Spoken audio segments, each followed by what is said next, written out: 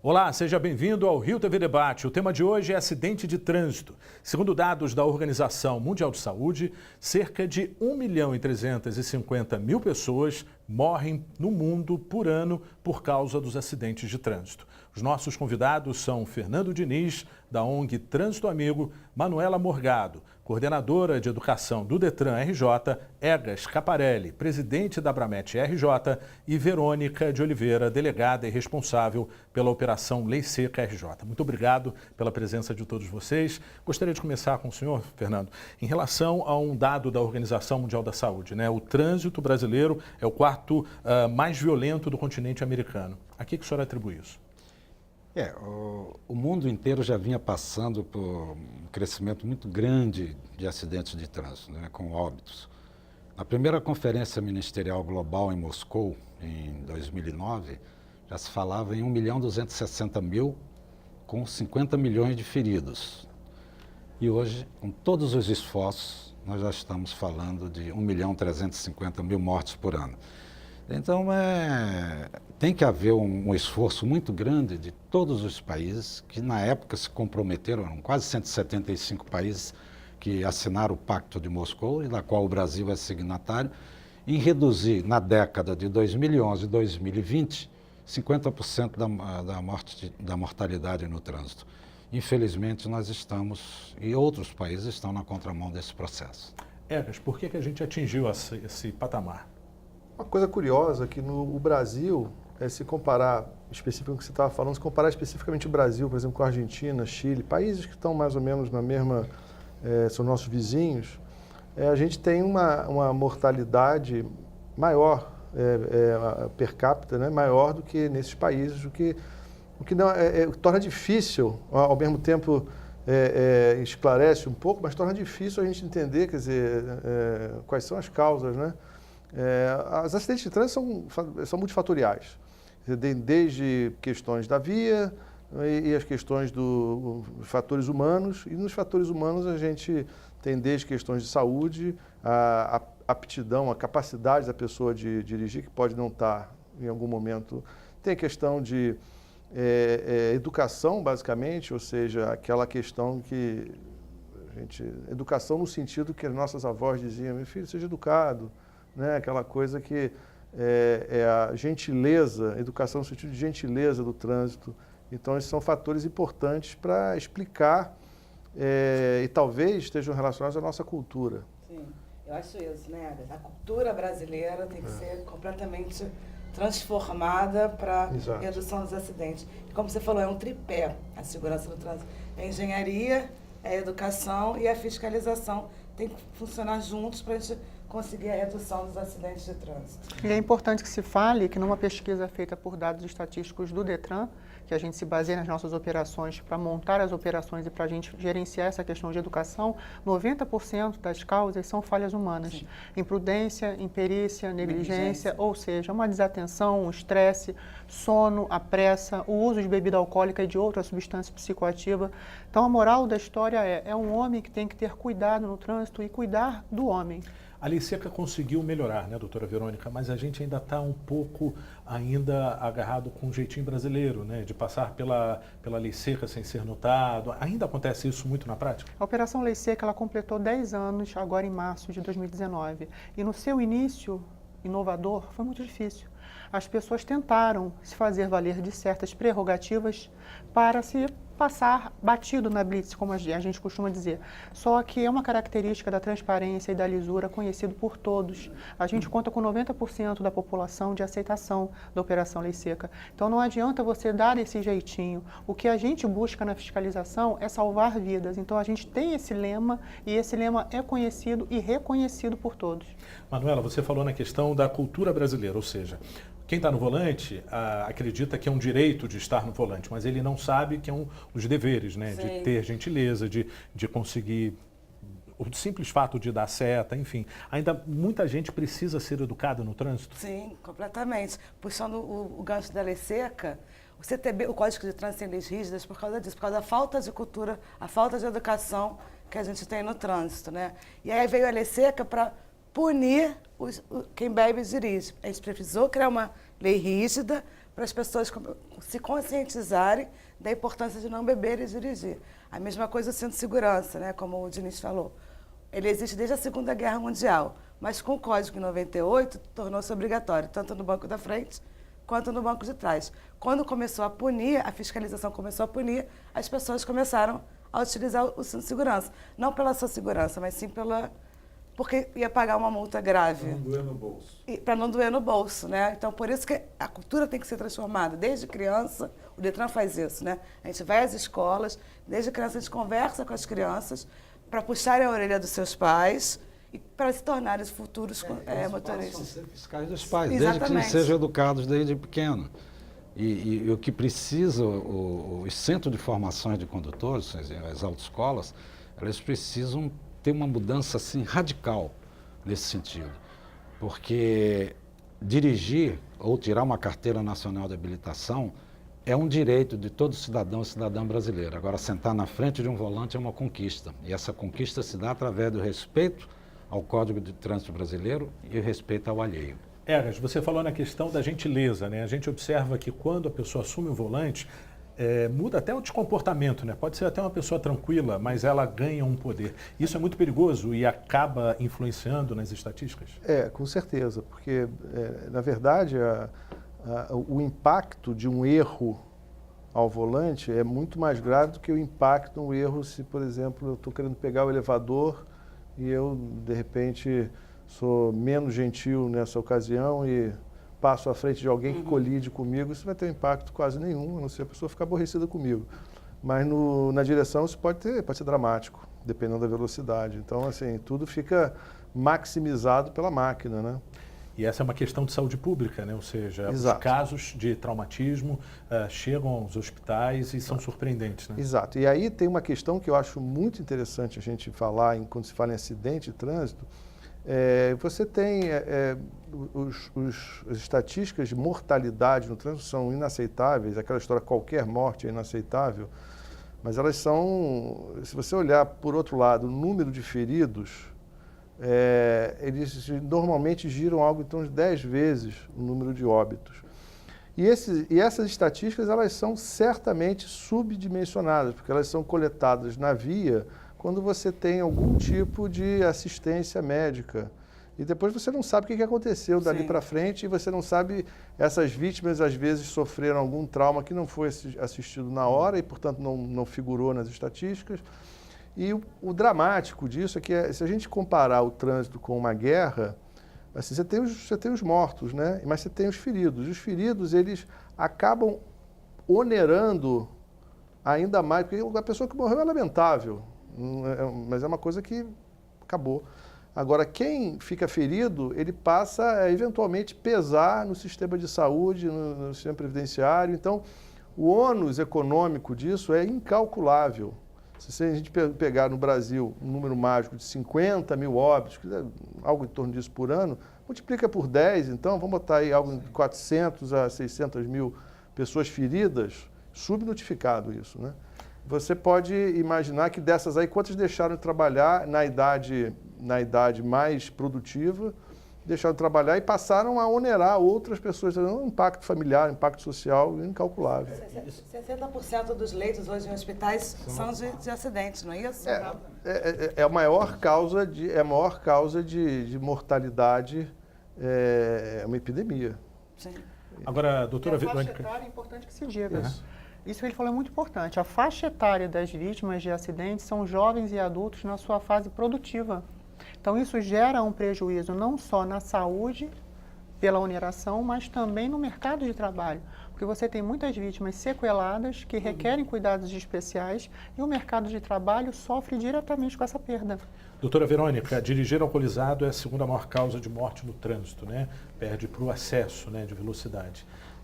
Isso é preocupante no caso que vocês observam na rua em relação à lei seca? As pessoas estão começando a mudar esse comportamento ou ainda falta muito? Existe sim uma mudança efetiva do comportamento das pessoas. Elas aceitam a operação e entendem a mensagem de não dirigir depois de beber.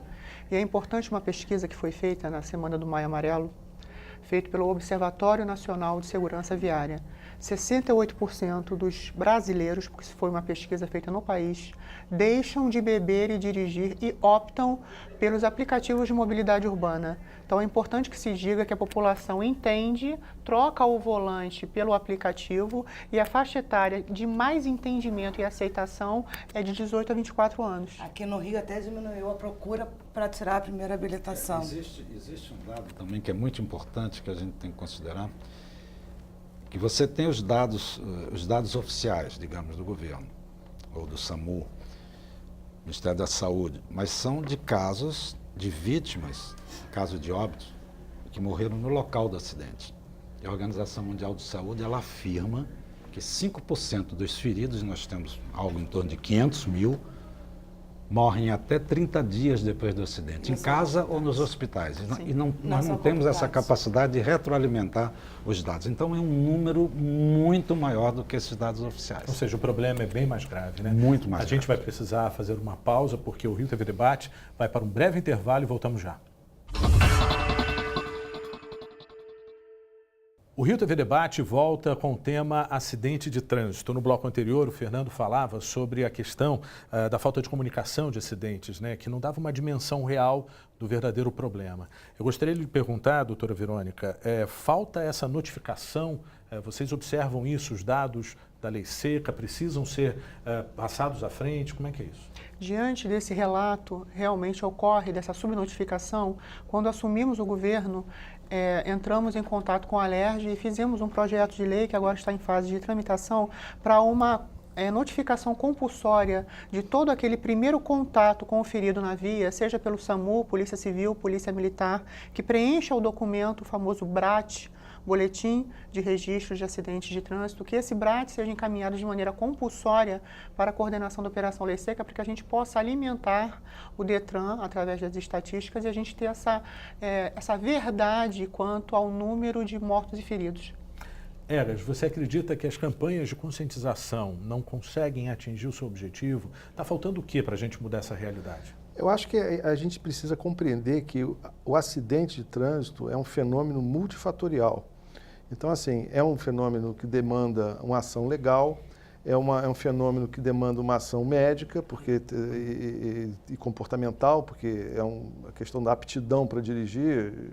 É importante a pessoa estar em condições físicas e mentais para dirigir. Enfim, tem diversos outros fatores. Então, assim, tem a questão da educação, questão cultural que eu havia mencionado. Então, eu acho que as campanhas são valiosas, mas não basta. A gente acha que é necessário que as ações, para serem efetivas, ela tem que atacar todas as origens do fenômeno. Mas eu acho que, certamente, e não tem estudo que a gente possa se fundamentar para dizer isso, mas eu diria que se a gente tivesse minimamente uma instrução, uma educação no sentido não só também de gentileza, mas também a pessoa tem que, a gente observa que as pessoas, por exemplo, não sabem usar as vias públicas, nem tanto o motorista quanto o pedestre, quanto o passageiro de ônibus que quer saltar fora do ponto. E não assim respeitam as motos, não respeitam. Né? Exato. E assim, então, assim, as pessoas não conseguem antever o risco que elas estão se colocando. Manuela, a gente observa aí que é excesso de velocidade, mas estamos grudados no aparelho celular, né? Isso preocupa muito, né, na questão de educação no trânsito. O número de acidentes de trânsito com o celular está chegando ao segundo lugar com o álcool. Já está chegando. Está chegando. Você usar o celular, digitar, aumenta em 400% o risco de acidente, segundo uma universidade de Utah. Então é importante, como o Egas estava falando, acho que falta o ser humano saber a sua responsabilidade que tem no trânsito, tanto para a sua segurança quanto para o cidadão. Para as pessoas que estão na rua. O próprio pedestre, né, atravessa fora da faixa, tem a passarela, vai por debaixo da passarela. A sua responsabilidade enquanto segurança no trânsito e para a diminuição dos acidentes. Acho que está faltando isso. A gente enxergar a nossa responsabilidade no trânsito. Eu gostaria de fazer um adendo, porque até então nós estamos abordando, digamos assim, mais o problema nas nossas vias urbanas. Lê do engano daquele que pensa que o acidente só acontece nas vias urbanas. Os acidentes nas estradas dos veículos pesados, das categorias profissionais C, D e E, eles representam apenas 4% da nossa frota, mas são responsáveis por 38% dos acidentes como um todo e são responsáveis por 55% dos óbitos. Então, é uma coisa impressionante. Então, e hoje as cargas pesadas nas estradas, mas isso também envolve ônibus municipais, ônibus interestaduais, motorista de autoescola e os veículos pesados que fazem transporte de carga pesada, de grãos, que hoje fazem um uso indiscriminado de cocaína e crack. É uma coisa, pesquisas, e 65% desses motoristas de estrada, segundo pesquisa do SOS, do portal SOS Estradas, tem problema de vista. Isso oriundo da qualidade, às vezes, dos exames que são feitos. Esses acidentes podem ser evitados, Fernando? E nesse caminho, eu lhe pergunto sobre a experiência que você teve familiar, ou seja, o que provocou o acidente do seu filho e que te fez transformar dor em luta? Eu sou engenheiro por formação e em 2003, meu filho Fabrício, numa carona, faleceu na Avenida das Américas. Ele estava sentado no banco de trás, ele não dirigia. Ele e duas amigas. Os três estavam sem o cinto de segurança. E o rapaz começou a exceder a velocidade, zigue-zagueou, capotou, colidiu com um poste. E os três morreram no local do acidente. Isso é 1 quilômetro lá de casa, em linha reta, 1 quilômetro lá de casa. Então eu comecei a me dividir entre a engenharia e o trânsito. Eu precisava descobrir que ambiente era esse em que meu filho tinha perdido a vida de uma forma tão fútil e evitável. Comecei a lutar, não aceitava essa história de beber e dirigir, e lutei muito, fui um dos mentores intelectuais da Lei Federal 11.705/08, que foi apelidada de Lei C, que eu sempre chamei de Lei de Tolerância Zero, Lei da Vida, e tenho um orgulho muito grande de ter sido um dos mentores intelectuais também, de ter contribuído para esse modelo fluminense que hoje a doutora Verônica está aí coordenando de forma maravilhosa, que é a Operação Lei Seca. E outros estados vêm aqui para... Vêm aqui para copiar esse modelo. Fazer uma experiência. Já vieram em 2 países. Agora, o que é mais estranho, só fazendo esse fechamento, é que é uma lei federal. A Lei 11.705/08, a Lei Seca, é uma lei federal. Então, a pergunta é a seguinte: por que só deu mais certo no Rio de Janeiro? Porque o Estado, o governo assumiu como uma política pública de governo. E por que os outros estados, se é lei, não fazem a mesma coisa, não seguiram o mesmo exemplo? O que te chama mais atenção em relação, Egas, das vítimas que chegam aos hospitais? Ou seja, que tipos de acidentes de trânsito são mais comuns? Como é que você conseguiria fazer um raio-x dessa realidade? Bom, é difícil. Eu tenho eu coordeno um programa de residência em medicina de tráfego no Hospital Gafreguinle, e às vezes a gente tem assim, contato com o corpo de bombeiros que fazem o primeiro atendimento, e às vezes a gente tem dificuldade de ter essa estatística. Tem aqueles acidentes que são mais comuns por faixa etária, por exemplo, atropelamento em criança e idoso é muito comum. Tem aqueles acidentes que são mais graves, em geral colisão lateral, mas a gente não, é difícil a gente dizer exatamente, até porque tem uma variação de local para local. Por exemplo, o acidente de estrada, como o Fernando estava comentando aqui, normalmente eles são os mais graves, são os que envolvem veículos mais pesados que pegam o maior número de pessoas. Então, assim, o tipo de colisão, a dinâmica do impacto, isso ele é variável de local para local. Então, assim, é difícil a gente ter essas estatísticas. De novo, a gente depende de educação até para quem coleta a estatística valorizar o que ele está pegando e para que ele tá coletando aquilo, né? Então, a gente acho que precisa avançar muito. Iniciativas como a Lei Seca, por exemplo, são quase que, a meu ver, são quase que um oásis no meio do deserto. Doutora Verônica, como é que a gente consegue avançar nessa tentativa de frear esses números? A gente, principalmente na educação. Educação, prevenção, informação, você conscientizar todos os públicos, desde o infantil até o adulto, passando pelo adolescente, que é aquele que está em vias de tirar a primeira carteira, conscientizar principalmente dos riscos, das consequências, o que é você se tornar uma pessoa vítima de um acidente que conseguiu sobreviver, mas com sequelas graves, como é que você lida com isso, mercado de trabalho, a acessibilidade que é difícil essa sobrevida, porque você não tem o apoio em certos locais até de você chegar a ele. Mercado de trabalho é muito difícil. Então, é através da educação. Você pode fiscalizar sim, você pode endurecer a lei sim. Agora, se você for uma pessoa educada e souber da responsabilidade solidária no trânsito, o trânsito ele é de todos, ele é composto não só pelo motorista, pelo ciclista, por aquele que quer pegar o seu patinete e andar no meio da rua, pelo motociclista, pelo pedestre que quer ficar botando fone de ouvido e ficar alienado andando na rua, sem saber onde é que é a faixa, sem saber se está acontecendo um acidente, sem se preocupar com o entorno. Então, todos nós somos o trânsito. Então, todos nós temos responsabilidade e temos que ser educados a saber conviver com isso. Bom, vamos para mais um intervalo. Voltamos já com Rio TV Debate. Voltamos com o último bloco do Rio TV Debate. Manuela, no bloco anterior, a doutora Verônica falava: todos nós somos o trânsito, né? E a gente tem um dado de mais de 90% dos acidentes são causados por falha humana. O que está acontecendo? Sim, mais uma vez, né, ratificando a educação, é a mudança de atitude que nós temos que ter. Por exemplo, maio agora, a ONU instituiu o Maio Amarelo, né, há alguns anos. Então, é um mês totalmente voltado para a conscientização no trânsito. E esse ano o foco foi o pedestre para as crianças, né, para os pais darem exemplo para os seus filhos. E as crianças, os pais ouvirem os seus filhos. Então, acho que é isso. É desde lá da criancinha que a gente tem que começar o trabalho, a conscientização, até o adulto, como a doutora Verônica falou, e para cada faixa etária utilizar uma linguagem comum a ela.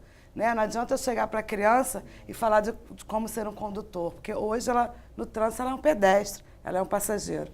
Então tem que mostrar para ela como se atravessa com segurança, como usar a cadeirinha, né? Usar o cinto se tiver mais de 10 anos. O adolescente está para tirar a carteira, então vamos focar em como ser um bom condutor e por aí vai. Fernando, as punições mais severas forçam uma mudança de comportamento? Eu não tenho dúvida nenhuma. Essa história de apelo ou então de advertência, como querem fazer agora, com o problema do uso da cadeirinha, isso não funciona. Ainda mais quando você se refere a um incapaz, né, que é uma criança, um bebê. Então, você tem que ter, infelizmente, você tem que ter um processo de educação de base para que a criança comece a interagir com os amiguinhos na escola, comece a ser fiscais dos pais e, futuramente, você vai garantir uma geração de motoristas mais responsáveis. Agora, enquanto isso não acontecer, até lá você tem que punir aquele que tem o veneno da direção irresponsável na veia. A sua avaliação em relação à nova determinação da cadeirinha e também da redução da pontuação?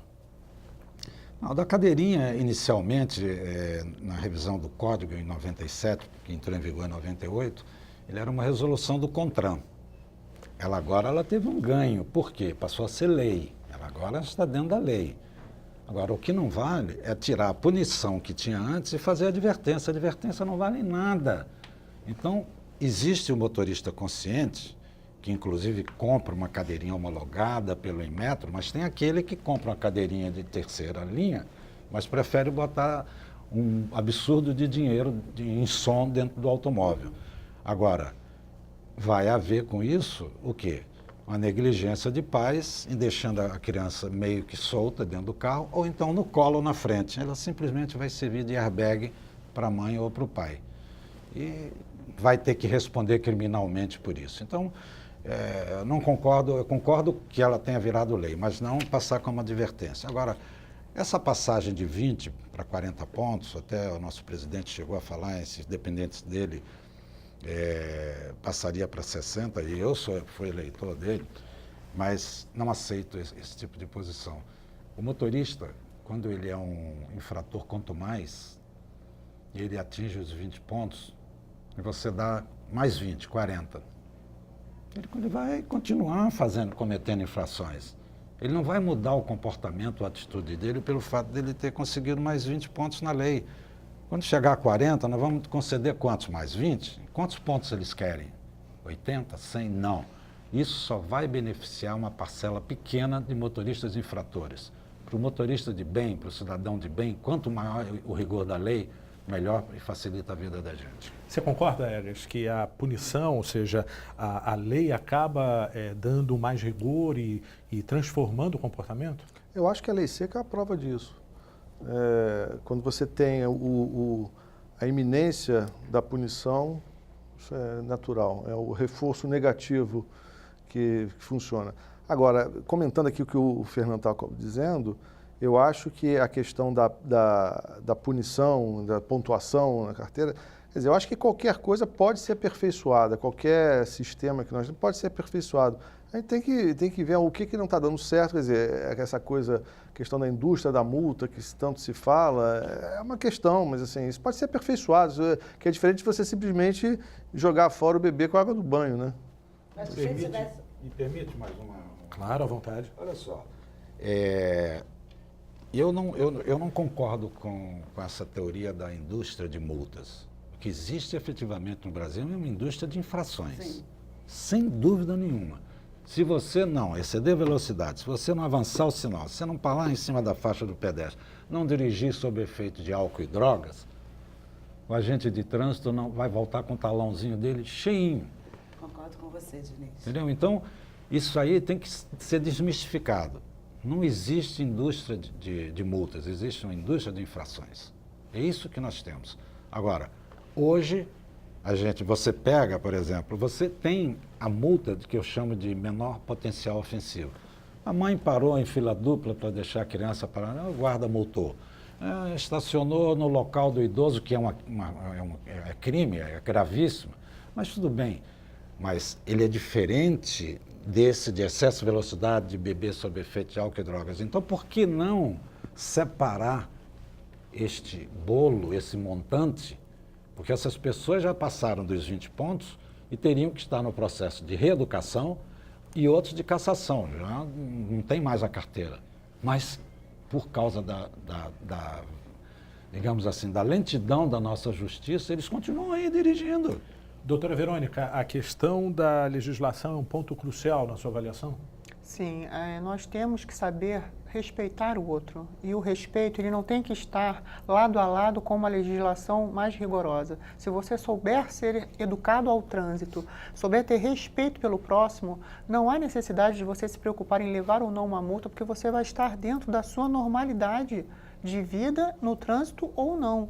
Então, é você saber conviver. Esse é o grande segredo, é você respeitar as leis, respeitar as regras de boa convivência entre todos. Você saber respeitar um sinal é sua obrigação. Isso não é um favor. Infelizmente, a gente não tem essa cultura aqui ainda no Brasil. Infelizmente, por isso que, exato, né? Por isso que há essa necessidade do rigor, porque falta ainda essa educação solidária que eu digo que há necessidade no trânsito. Infelizmente, chegamos ao final desse debate, começando com você, Manuela. Sua conclusão. Então, acho que a mudança de atitude precisa haver no nosso país para a gente diminuir o número de acidentes e melhorar as leis, né? Tornar, de repente, mais acessíveis, vamos dizer assim. Enquanto não tivermos uma mudança de atitude, os números vão continuar a aumentar dos acidentes. Então, para as pessoas terem essa consciência, né? De atravessar na faixa, de não beber e dirigir, de não usar o celular, o fone, que está matando também muito, e a gente vai conseguir mudar, assim, a realidade do trânsito brasileiro. Doutora Verônica. Eu queria passar a seguinte mensagem, que as pessoas tenham noção da responsabilidade que há 10 anos, que sempre foi e sempre será a Operação Lei Seca. Então, quando vocês, condutores, passarem por uma fiscalização de trânsito da Lei Seca, vocês colaborem, vocês apoiem e não façam uso das redes sociais para tentarem descobrir aonde está acontecendo uma blitz, seja da Operação Lei Seca, seja do Detran Seguro, porque nós estamos ali para salvar vidas, nós estamos ali com o único propósito, retirar das vias condutores incapazes de ali estarem. E mais, quando vocês fazem uso daquela consulta que eu digo imoral e um desserviço à sociedade, quer saber onde está a lei seca, achando que assim vai se livrar de uma fiscalização, o bandido, o criminoso, aquele que fica à margem da lei, também vai saber que ali onde tem uma fiscalização, um PM, um policial militar que está ali para te proteger, ele também não vai passar por ali. Então, as vias secundárias que são utilizadas por essas pessoas que se acham espertas se tornam locais de crime. Éder, sua conclusão.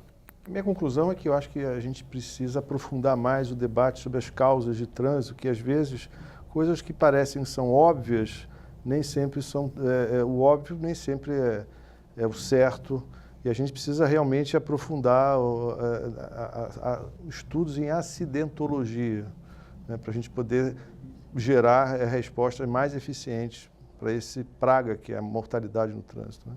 Fernando. Bom, eu encerro dizendo a todos os ouvintes que perder um filho no trânsito é a maior dor que um pai pode passar. Aliás, eu acho que não existe dor maior do que essa de perder um filho no trânsito. Pais não foram criados para enterrar filhos. São sonhos e esperanças interrompidas que deveriam ser factíveis. Eu deixo uma mensagem para todos. Façam sempre a sua parte com muita responsabilidade no trânsito, antes que, infelizmente, você possa vir a ser a próxima vítima. Eu agradeço a participação de todos vocês e o Rio TV Debate fica por aqui. Até o próximo encontro.